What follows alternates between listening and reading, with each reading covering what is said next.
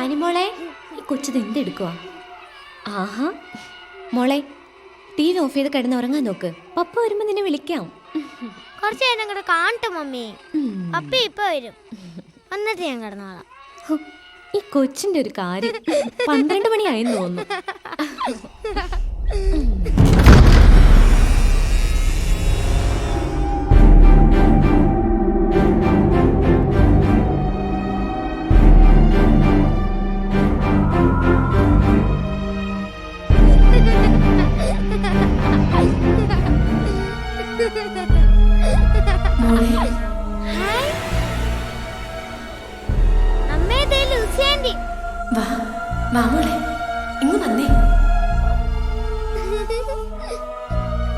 എത്ര ദിവസം ആന്റിയെ കണ്ടിട്ട് ഇവിടെ എല്ലാരും പറയുന്നു അങ്കിളിനെ ആന്റിയും കാണുന്നില്ലെന്ന്. അതും പറഞ്ഞ് ഇവിടെ എല്ലാരും കരച്ചില്ല. അങ്കിൾ എവിടെ ആന്റി? അങ്കിള് വെളിയിലുണ്ട്. മോള് വാ, നമുക്ക് അങ്കിളിന്റെ അടുത്തേക്ക് പോവാം.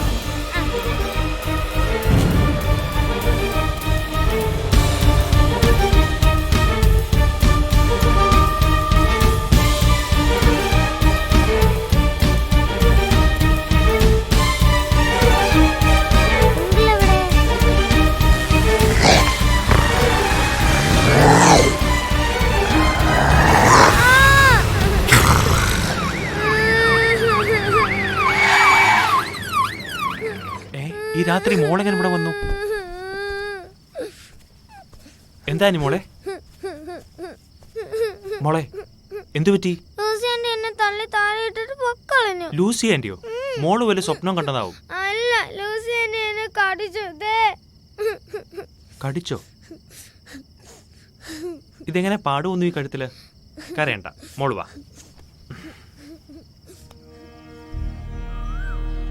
ആ പിന്നെ മഞ്ഞൾ തേച്ച കുറെ നേരം ഇരിക്കണം കേട്ടോ. ഉടനെ കുളിച്ചേക്കരുത്. ഞാൻ ആങ്ങളെ ഒന്ന് കണ്ടിട്ട് വരാം. അതെ അപ്പച്ചി, എന്താ ആ വാതില് ശരിക്കും അടച്ചേക്കണം കേട്ടോ, അല്ലെങ്കിൽ ആരെങ്കിലും തള്ളി തുറന്ന് കേറി വരും. എങ്ങനെയൊക്കെ അടച്ചാലും തള്ളി തുറന്ന് കേറുന്നവൻ കേറിയിരിക്കും. ഗുരുവായൂരപ്പ, ഇത് എങ്ങനെ ഇതിനകത്ത് വന്നു? ഇറങ്ങി പോട്ടോ, ഞാൻ മഞ്ഞൾ തേച്ചിരിക്കാം. മഞ്ഞൾ തേച്ച ശരീരം എനിക്ക് വലിയ ഇഷ്ടമാ. മഞ്ഞളിന്റെ മണവും. പിന്നെ മണപ്പിക്കാൻ ഇങ്ങോട്ട് വന്നാ മതി. ഞാനിപ്പോ അച്ഛനെ വിളിക്കും കേട്ടോ. എന്താ വിളിക്ക്? വേണ്ട രാജു, ദേഹം മുഴുവൻ മഞ്ഞളാവും. അച്ഛാ, ഞാൻ കുളിക്കാൻ മഞ്ഞൾ തേച്ചിരിക്കാ. എന്നെ ചൂടാക്കരുത് കേട്ടോ. എന്നെയും ചൂടാക്കരുത്. ഒന്ന് പോകുന്നുണ്ടോ? രാജുവിന്റെ അമ്മ ഇപ്പൊ കയറി വരും. ഞാനൊരു പ്രധാനപ്പെട്ട കാര്യം പറഞ്ഞിട്ട് പോയിക്കോളാം. അതെന്ത് കാര്യം? ഞാൻ പറഞ്ഞിട്ടില്ല ഒരു വില്യം ഡിസൂസയുടെ കാര്യം. ആ, അദ്ദേഹം നമുക്കിന്നൊരു പാർട്ടി തരുവാ. നമുക്കോ? അതിനെന്തിനാ എന്നെ കൂട്ടുന്നത്? ഞാനെന്ന് പറഞ്ഞ പിന്നെ നീയും ഇല്ലേ അതില്? വൈകിട്ട് 6 മണിക്ക് സീബ്രീസ് ഹോട്ടലിൽ ചെല്ലണം. രാത്രി 8 മണിക്ക് തിരിച്ചു പോരാം. അയ്യോ, രാത്രിയിലോ? പിന്നെ അച്ഛനെന്നെ വിടത്തില്ല. നിന്റെ ഏതെങ്കിലും കൂട്ടുകാരുടെ ബർത്ത്ഡേ പാർട്ടിക്ക് പോവാന്ന് പറഞ്ഞാ മതി മോളെ. നിന്നെയും കൂടി ചെല്ലാൻ ഞാൻ വാക്ക് കൊടുത്തു പോയി. എന്റെ മാനം കളയരുത്. അപ്പൊ പറഞ്ഞോലെ പറഞ്ഞോലെ വൈകിട്ട് കാണാം.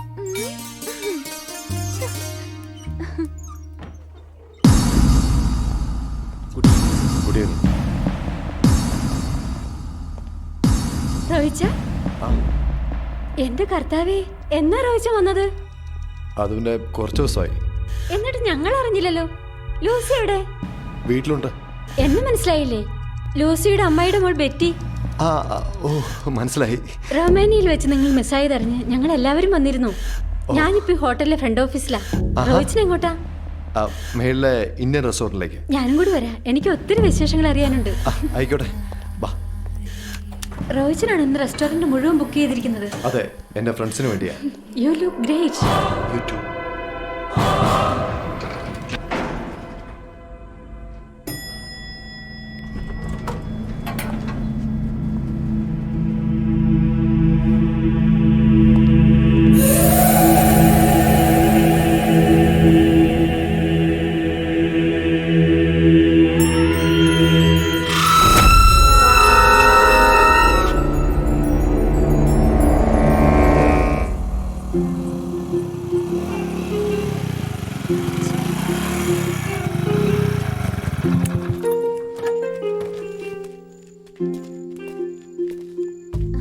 അച്ഛൻ നേരത്തെ എത്തിയോ? അമ്മാവൻ നേരത്തെ എത്തിയല്ലേ? അല്ല, ഞാൻ വരുമ്പോ മീന ബസ് കാത്ത് നിൽക്കുന്ന കണ്ടു. രാത്രി ആയതുകൊണ്ട് ഇങ്ങനെ കൊണ്ടുവിടാന്ന് കരുതി. അത് പിന്നെ സരിതയുടെ അമ്മ കാർ കൊണ്ട് വിടാന്ന് പറഞ്ഞു. ഞാനാ പറഞ്ഞ വേണ്ടെന്ന്. അതെ അതെ, ഉക്കിലും ബർത്ത്ഡേ പാർട്ടി ആയിരുന്നു. ഓ, ബർത്ത്ഡേ പാർട്ടിക്ക് നീ കൂടെ പോയിരുന്നു? അല്ല, അത് പിന്നെ മീന പറഞ്ഞു. ഞാനാ പറഞ്ഞത്. എന്നാ പിന്നെ ഞാനങ്ങോട്ട്. നിന്റെ ഈ പ്യൂൺ പണി കൊണ്ട് വല്ല ഗുണവും ഉണ്ടോടാ? പ്യൂൺ പണിയോ? ഷോ, ഈ അമ്മാവനോട് പറഞ്ഞ് ഞാൻ തോറ്റു. ഞാനൊരു ബിസിനസ് എക്സിക്യൂട്ടീവ് അല്ലേ? എന്ത് എക്സിക്യൂട്ടീവ് ആണെങ്കിലും കിട്ടുന്ന ശമ്പളം പ്യൂണിന്റെ അല്ലടാ.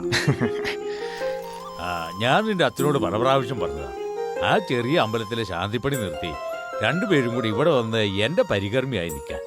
കേട്ടില്ല? മാസം ഒരു 50,000 രൂപയെങ്കിലും തീർത്തു ഉണ്ടാക്കാം.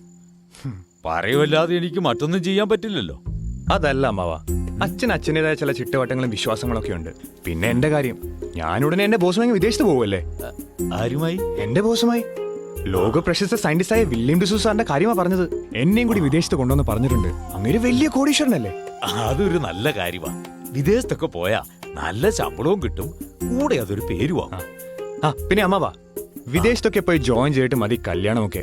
ധൃതി ഒന്നും വെക്കണ്ട. അല്ല, അതിനാര് ധൃതി വെക്കും? അല്ല, പറഞ്ഞേ ഉള്ളൂ.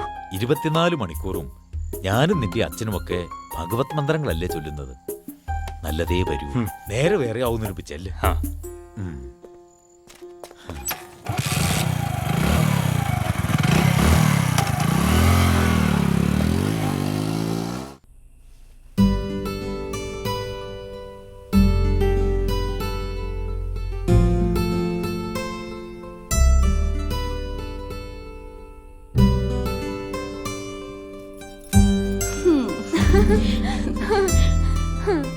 അച്ഛന്റെ കൂടെ മന്ത്രങ്ങൾ പഠിച്ചു തുടങ്ങും മുമ്പ് സിദ്ധിയും കിട്ടിയോ?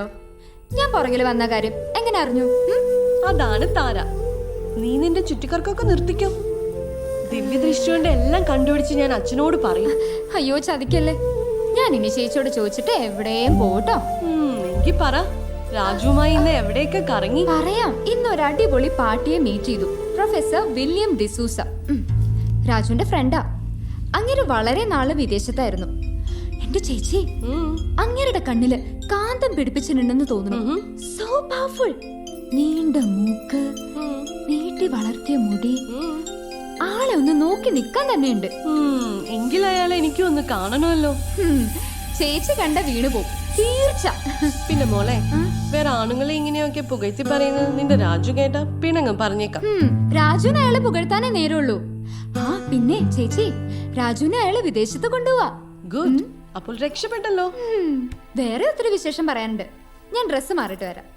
ഓക്കേ, അപ്പോഴത്തേക്കും മോക്ക് ഞാനൊരു നല്ല ബ്രൂ കോഫി ഇട്ട് തരാം കേട്ടോ. സ്വീറ്റ്.